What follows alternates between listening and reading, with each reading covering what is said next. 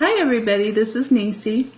I just wanted to give you a quick update. It's been about 3 months now since I got my Snap-on Smile, and I wanted to let you guys know how I've enjoyed having it and what my experience has been with it.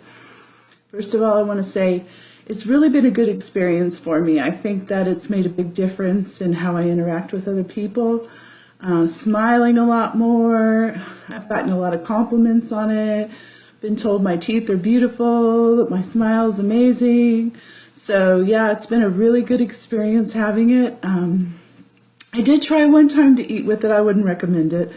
It kind of moves a little bit because it just snaps over the top of your teeth, so it's not anchored in your mouth. It's just over the top of your teeth. So when you do eat, it kind of moves around a little bit, and I think that it could break if you eat with it, so I definitely wouldn't recommend eating with it. Other than that, just use it as a cosmetic appliance. When I go to a restaurant, I just kind of discreetly go into the bathroom, pop it in my case, kind of come out, don't open my mouth too much when I'm eating, and then go back in, brush my teeth, and put it back in when I leave.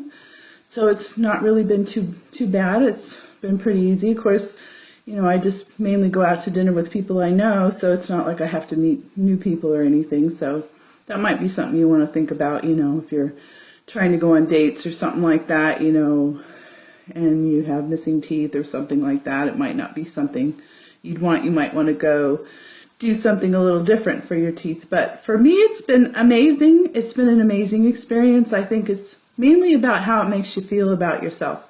It definitely makes me smile. So yeah, after 3 months, I'm still really enjoying it. It's still really white.